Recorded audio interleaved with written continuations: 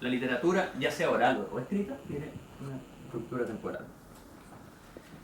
Entonces quizá los mitos y las cosmogonías se originaron como respuesta a esas y otras preguntas sobre nuestro origen. Por ejemplo, aquí, si ustedes se fijan en esta imagen, una imagen de la cultura de la India, ¿no? De Ramayana, el gran poema épico Ramayana. Aquí hay tres posibles narraciones. La narración original dice que el demonio está durmiendo. Podríamos interpretar que le están haciendo un masaje, ¿cierto? Una especie de acupuntura media erótica. Pero realmente, porque parece como muerto de la risa. Pero en el fondo lo están despertando porque él tiene que salvar a alguien que lo está matando, tiene que salvar a un pueblo, ese demonio gigante, y sin embargo está ahí durmiendo la mona, ¿no? Lo están tratando de despertar. Ese es un punto de vista. Nosotros podemos abordar esta imagen según la historia original del Ramayana. Pero después podemos abordar la historia desde el punto de vista de uno de estos pequeños personajes, que nos esté contando cómo ellos se organizaron para despertar al demonio. Después, el demonio en su sueño. ¿Qué está soñando verdaderamente el demonio? La narración puede enfocarse desde dentro, desde el interior de la psiquis de este personaje. Y después, esta es la pregunta más inquietante. Este es el tipo de pregunta que le gustaba al escritor Philippe Cadiz, ¿no? ¿Quién hizo esta pintura? ¿Quién hizo esta obra de arte? ¿Qué estaba mirando? ¿Qué información tenía la persona que hizo esta imagen, que la pintó, que la elaboró? Ese sería el punto de vista más general.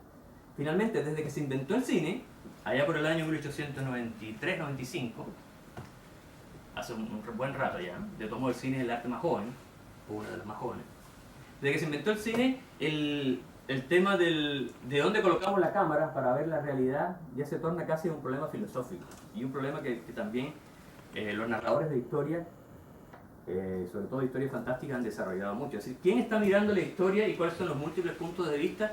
Y cómo esos múltiples puntos de vista, que en alguna historia tradicional pueden ser puntos de vista contradictorios, después de la teoría de los mundos paralelos, todos los puntos de vista pueden ocurrir. Lo que mostró Borges en su cuento El jardín y senderos que se bifurcan. En un capítulo el personaje puede estar muerto, pero en el siguiente puede estar vivo. Todos los desenlaces ocurren. Ahora, el cambio en el punto de vista es fundamental en la construcción de narraciones. ¿Estamos reforzando la visión oficial o nos atrevemos a poner la cámara en el lugar incómodo, es decir, en lo oculto, en lo desconocido? Fíjense cómo se construyen hoy las noticias en la televisión. Si ustedes estudian cómo los periodistas presentan la información, se dan cuenta que ahí hay una enorme cantidad de material y herramientas para desarrollar la literatura fantástica, desarrollar cuentos fantásticos.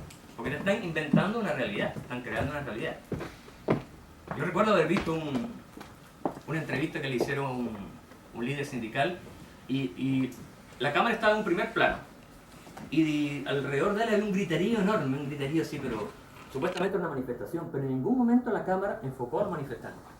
Entonces uno tiene que imaginarse, que forjarse toda una historia en base a lo que está viendo, que es un primer plano de esta persona, y el pobre está nervioso y miraba para todos lados así, porque la cámara no cesaba de enfocar.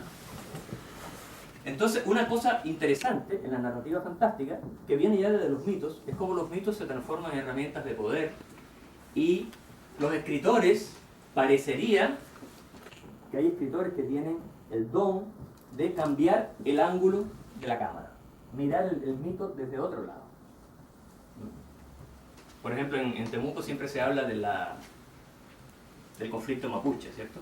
Pero ¿desde dónde está la cámara? La cámara está en una oficina de un seremi, está en la oficina del gobernador, está en la plaza del centro de Temuco, pero está donde los carabineros, pero nunca he visto una filmación que se haga, por ejemplo, en un reducto mapuche.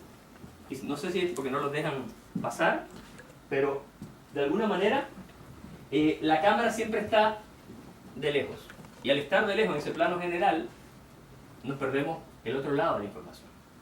Entonces los mitos, hay uno de los mitos más hermosos de Occidente, que posiblemente es el mito que más literatura ha originado en literatura fantástica de la buena, ¿no? Me refiero al mito del laberinto de Creta, que todos habremos escuchado sobre él alguna vez. En el laberinto de Creta se sabe la historia, ¿no? La historia de un minotauro que estaba encerrado en un laberinto, que supuestamente había que darle una cantidad, había que hacerle sacrificios humanos para que se alimentara este monstruo. Siempre en las historias clásicas del mito se presenta como malo, ¿no? Como caníbal, etc. Entonces aparece el héroe, el gran héroe Teseo, que viene de la capital a matar al monstruo. Fíjense que esa idea del héroe que viene de la metrópoli a matar al monstruo es exactamente lo que ocurre hoy con los conflictos en todo el mundo. Es decir, siempre es el que tiene el poder el que va y mata al monstruo, pero nadie le pregunta al monstruo. En primer lugar, nadie ha visto al monstruo, porque el monstruo está en el centro del laberinto. Nosotros lo que escuchamos del monstruo simplemente es lo que dicen los que lo quieren matar, y le creemos. Entonces lo maravilloso en primer lugar de este cuadro es de un pintor inglés, Watts, me parece que fin del siglo XIX o mediados del siglo XIX, donde aparece el Minotauro. Es la primera vez en la historia del mito, es un mito que ya ha dado muchos frutos en la pintura, en el cine, en la literatura, en la poesía, etc. Aquí aparece el Minotauro en posición casi reflexiva, ¿no?